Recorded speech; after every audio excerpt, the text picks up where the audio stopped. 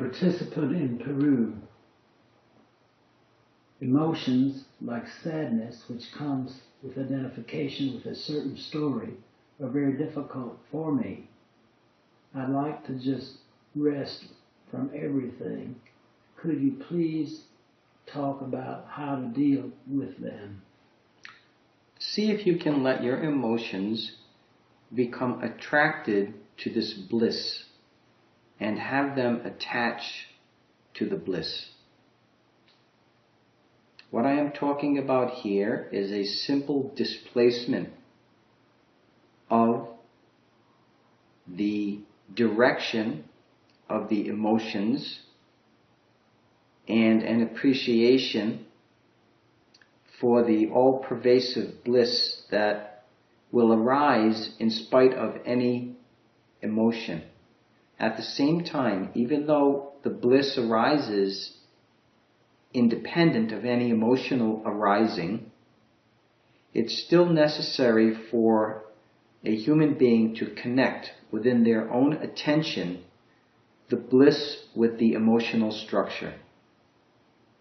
And that will result in a feeling of devotion, love, and extreme happiness. It's not possible to oppose the momentum of the emotions on their own level. Emotions are strong. And when a human subjectivity is feeling like a victim or controlled by certain emotions, trying to wrestle the emotions apart from their attachments is very difficult. But what is not so difficult is to engage your emotional nature toward this bliss that we feel together. Let your emotions arise and be happy in that bliss field. First, the bliss has to be detected. Once it is detected, you might find a human happiness coming into the equation. So it's not just impersonal bliss, but it's also the happiness of the emotional structure in relationship to the arising bliss. Let them fuse. Let them come together. What you should not be concerned about is trying to dissolve your own story. You cannot take a negative approach toward realization. That is, one that is based on conflict. Conflict between one part of your being and another part. So you have to dissolve that conflict by first understanding that there is nothing you can do, except put yourself in a position where grace becomes available. The grace, in the case of this teaching, will manifest as the impact of bliss upon the whole body and mental structure. That will create release. Release from the pattern, release from the story. But the release from the story is never achieved on the basis of trying to end the story or reacting to the story in any way. So put down this idea that you have to do something first in order to be free. Just come as you are. Let yourself be naked here. You don't need to be in some modified state before you can enter into a relationship with me and with the bliss itself. Let's start right now. It's not possible for us to deal with what you recognize to be a pattern in your life. We cannot approach a pattern, an abstract pattern, which is essentially an interpretation and also a concept. A concept brought forward from the past into this moment. So let's engage in an innocent play together in which the Shakti divine light and devotional feeling can enter into your being right now. Then, if that happens, let me hear what you have to say at that point. I'd be interested to know about whether and to what degree there is a transformation in what you are perceiving to be a problem right now.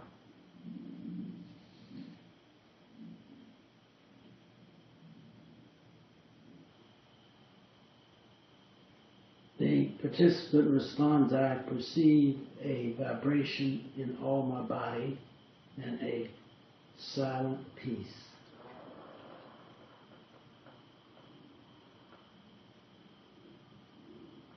Let me know when the peace becomes bliss, if it does.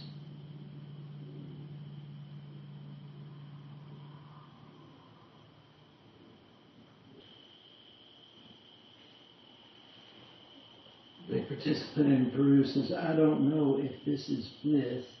Do you mean a physical condition, a physical sensation of bliss?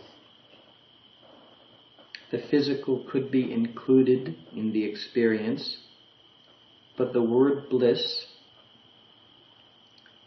translated from the Sanskrit word ananda, means fullness of happiness, satisfaction, inundation with a kind of spiritualized pleasure, happiness, contentment. Bliss is a term to describe the fullness quality of the Absolute, not just the empty quality. When we talk about the empty quality of the Absolute, we mean its void-like nature, or its empty nature, empty of things, empty of experience. Therefore, that denotes a kind of negative aspect of the Absolute. When I turn you toward bliss and the recognition of it, I'm asking you to perceive the radiant quality of the Absolute, its shiny or glistening aspect, which creates, as it reflects into the brain, a kind of luminosity. It also saturates the heart in satisfaction, contentment, happiness, joy, fullness, overflowing fullness of satisfaction. It means all those things.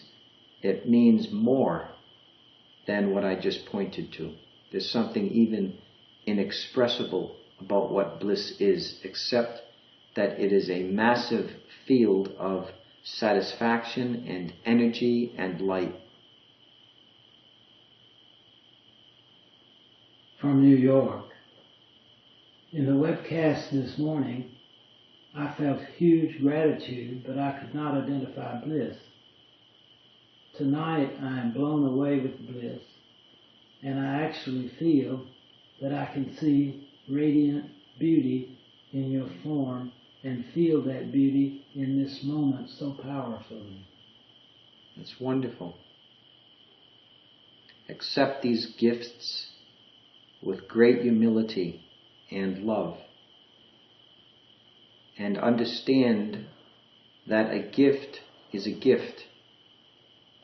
A gift can never be possessed. It cannot be acquired.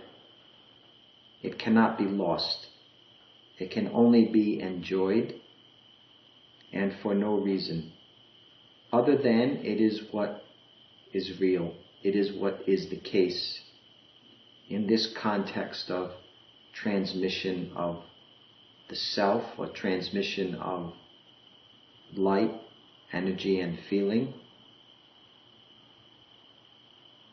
Just keep coming into this and see what develops inside of you, of your whole being. Just keep on engaging this to no end to no foreseeable end, without looking for any particular result, not being prejudiced in any way like that, staying innocent, open, full of generosity, and so on.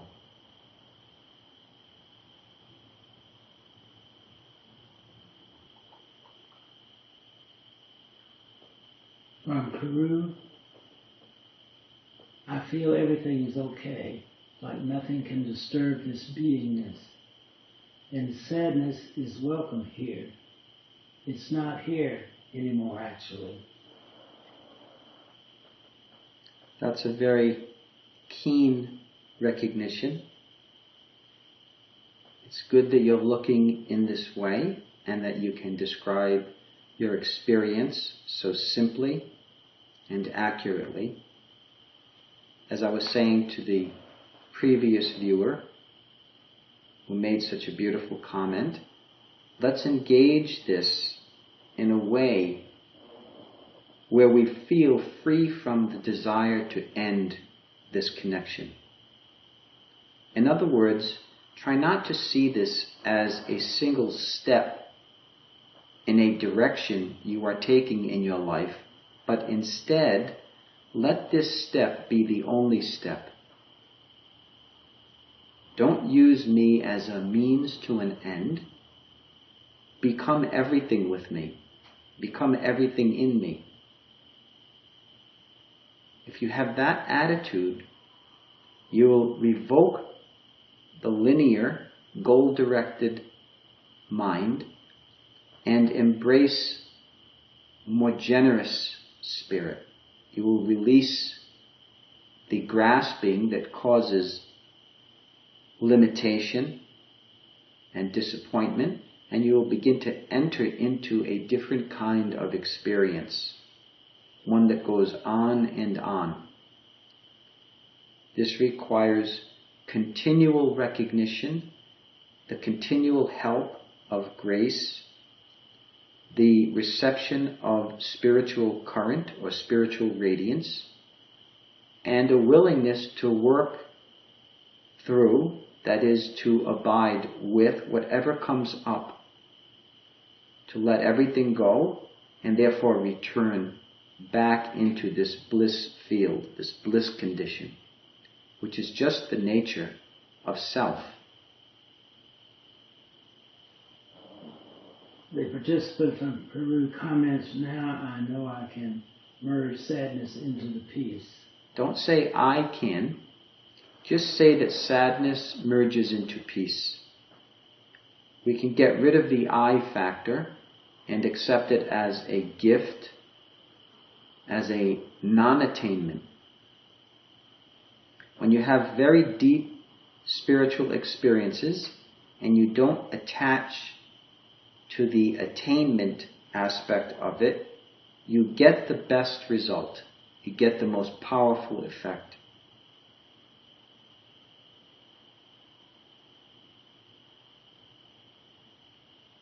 In this way, there is nothing for the me. There is nothing for the me to grasp or hold, possess or own. The me will be seen through naturally, effortlessly.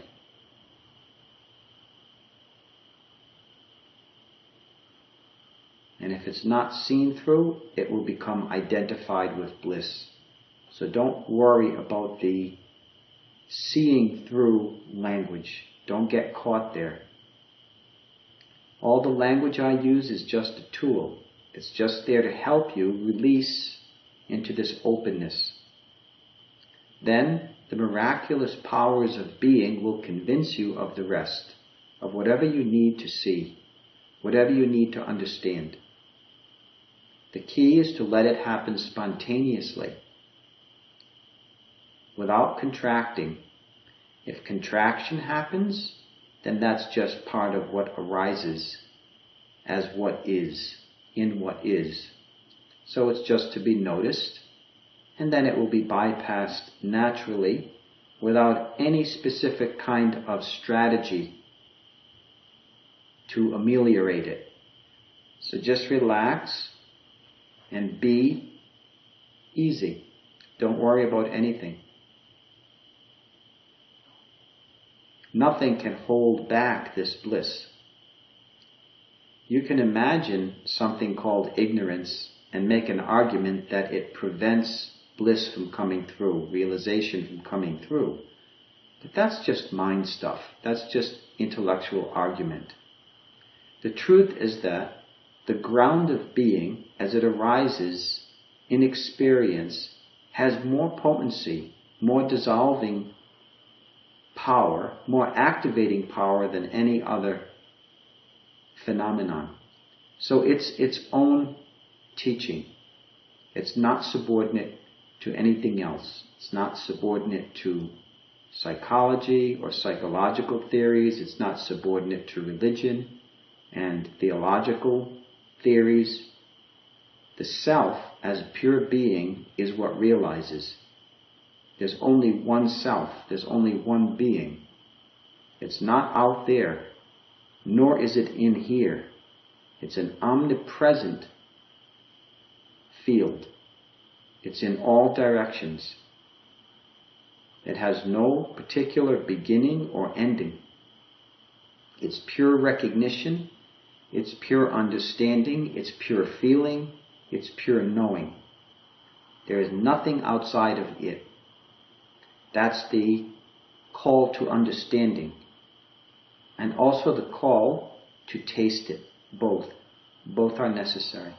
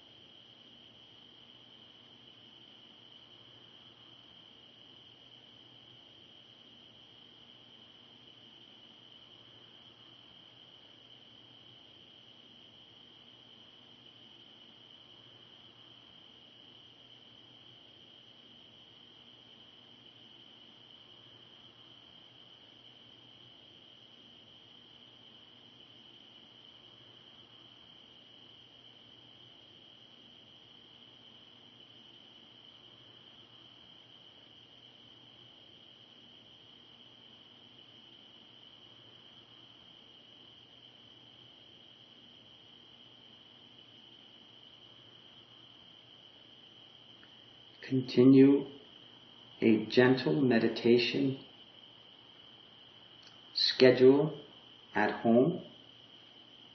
Put some space aside, some time aside to perform sacred practices, practices which are done in a very loving way, to remember the bliss that is always present.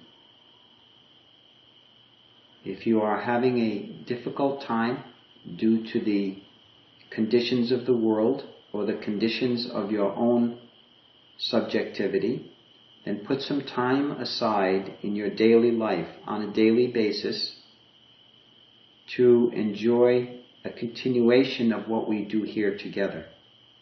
You can still come back here even after you construct your own schedule, your own practice. Whatever you construct should be simple and basic and in tune with your intuitive nature, which means it inherently grasps the way in which awakening happens spontaneously, and it simply cultures that. It further cultures that phenomenon. Just what you experience here, you could say.